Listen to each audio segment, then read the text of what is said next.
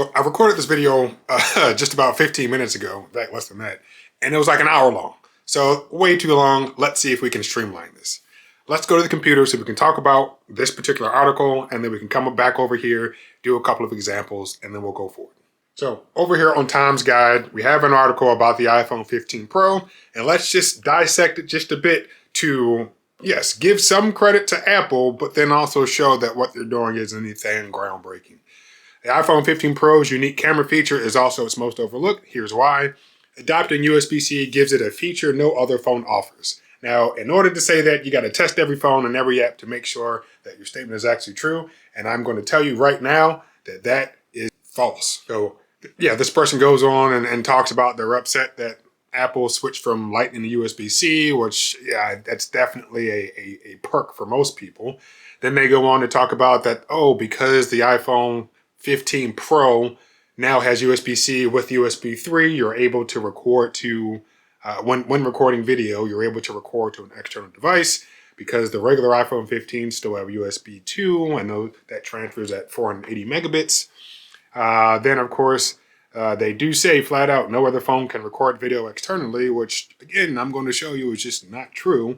But the one thing that makes their statement true is that, let's see right here what they have to say. I've known for years that I can transfer files from my phones to an external hard drive.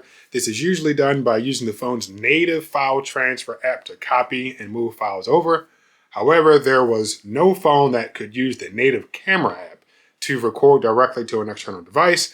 Well, that's until the iPhone 15 Pro. Now, in that entire paragraph, the only thing that makes the I guess, subject or title of this article true is the fact that they are talking about the native camera app.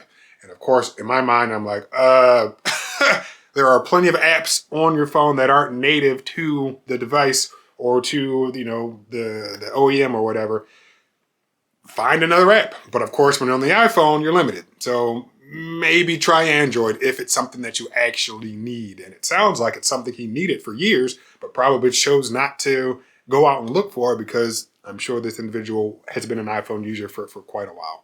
So you come down and he's talking about videographers, and there will probably be the main people that actually use this. Then he goes on and says that you can't do this with the Pixel 8 Pro, the OnePlus 12, or the Galaxy S24 Ultra. And that, of course, it's the iPhone that has done everything right and no other phone can compete. Blah, blah, blah, blah, blah. Talks about the minimal delay between recordings. We'll talk about that briefly. And then he says, oh, it's a low-cost way to increase iPhone storage. Which, of course, for those of us who have been using phones for a while, non-iPhones, the SD card does exist. And for a long time, SD cards were a common thing for smartphones. Yeah, you buy, you know, the 8 or 16 gigabyte variant of your device and you just pop an SD card in there and you're good to go. Unfortunately, a lot of devices now no longer have SD cards. The iPhone never had them, the Pixel never had them, and the Galaxy series stopped supporting them sometime in the past. So now, yeah, we're stuck with whatever amount of internal storage you buy when you first get the device. So that kind of sucks. But SD cards do exist, and those were a cheap way to increase storage for your particular device. And yeah, he talks more about 4K and how much space that eats up. And then he also says somewhere in this article that recording, I think 1 minute of ProRes video led to video files of 5 gigabytes. So we'll try to hit on that a little bit too. But I'm sure all of these links are probably affiliate links. So yes, they want you to click on links and buy some crap, blah, blah, blah, blah, blah. All right, now what I want to do though is just show that he's wrong. He's right about the native camera app. He is right about that. But as I said before, the majority of apps on your phone are not native apps. So if you need to download an app to do something that you want it to do, there's an app for that. So what we're going to do first is we are going to do exactly what he was talking about. Here's a SSD in an enclosure and a USB-C cable. And the first thing we're going to do is we're going to show that it works on the Google Pixel 8. So my Pixel 8 is connected to my SSD. And the app that we're going to be using is called Open Camera. So I've already installed it, and I'm just going to go ahead and open it. And there we go. So right now, yes, I know the screen is blurry, and it's blurry because it's face down on this laptop. But in order to activate the setting that this individual was talking about, we're going to go to the little gear right here, and then we're going to go to more camera controls, and we're going to scroll up. And I've already turned on that feature or that setting, even though I don't think you actually need it. But we're going to go to save location. And I went back just to show, but normally when you do it for the first time, it wants to save to the internal storage. So this is the internal storage for the Pixel 8. We're going to tap that, and then we're going to tap SKH, because that's what I have it called. You don't have to store it in the DCIM folder, but I'm going to do that. And then here's some stuff I already recorded, but let's just go ahead and click use this folder. Allow access. Go back. And I've just switched it to record video. So we're going to tap. And now we're recording video.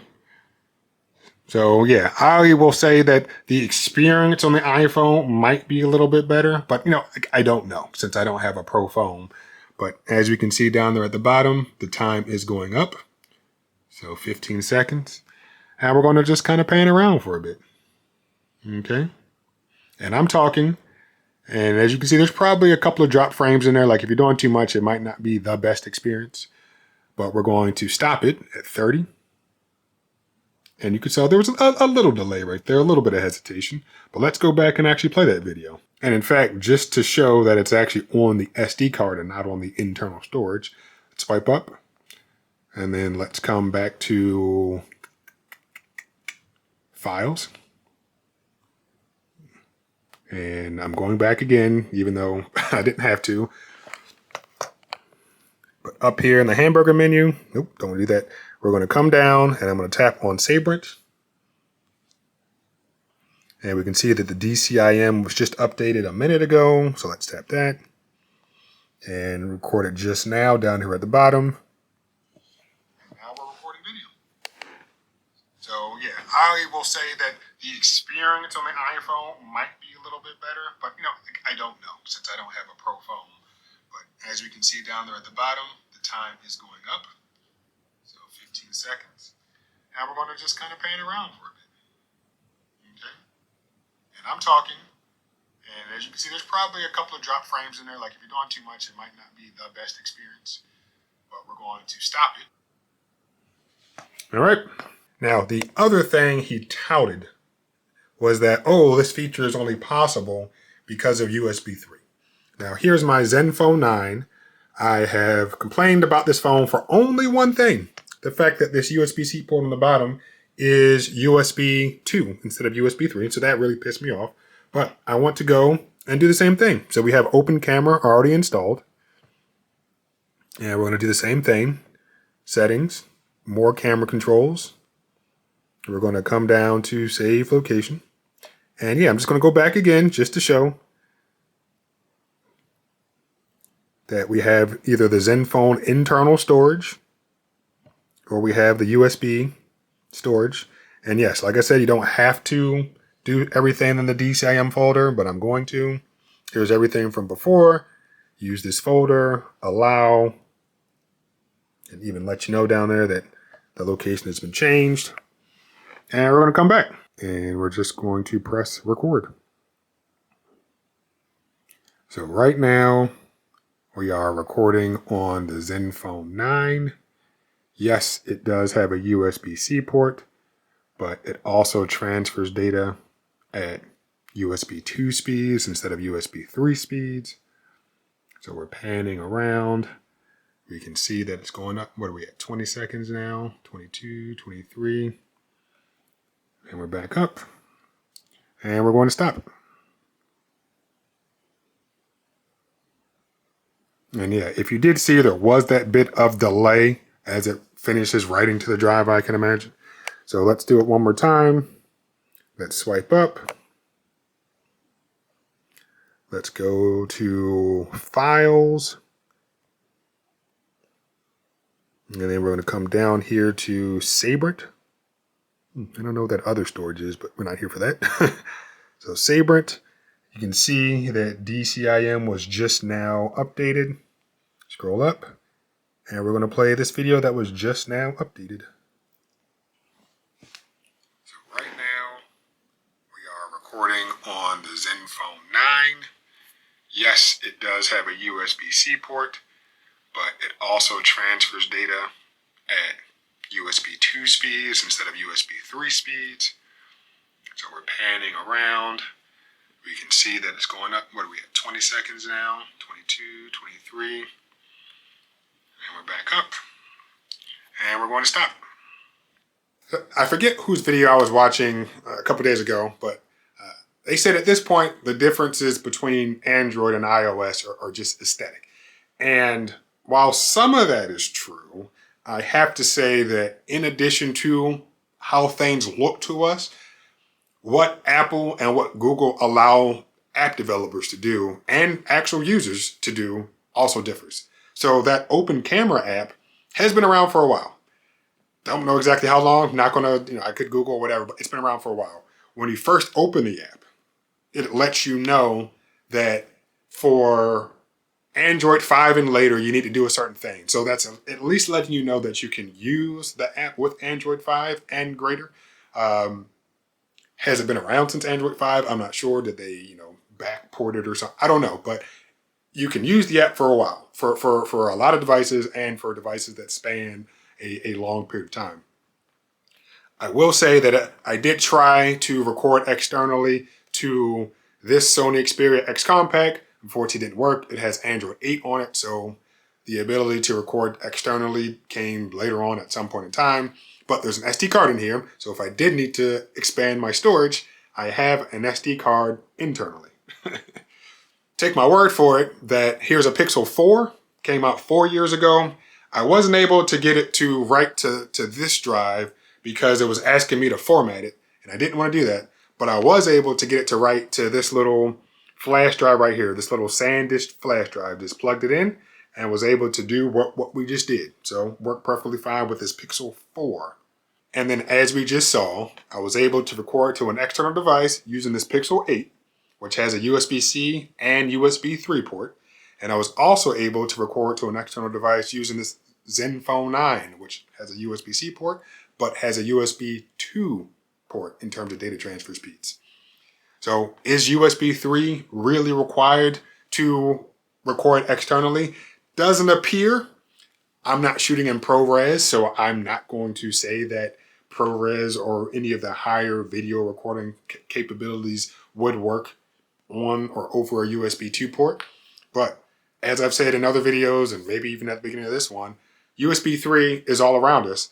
Apple chooses to keep it from us for certain products. And really, it's just the iPhone 15.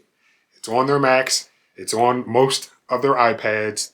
And of course, it's on the Pro iPhone, but they decided to keep it from us for the regular iPhone 15. While it is nice to be able to record to an external device, as that person showed in their article in one of the pictures, they had a nice little rig where everything was where it was supposed to be, and you had the SSD up here, and they had the two handles.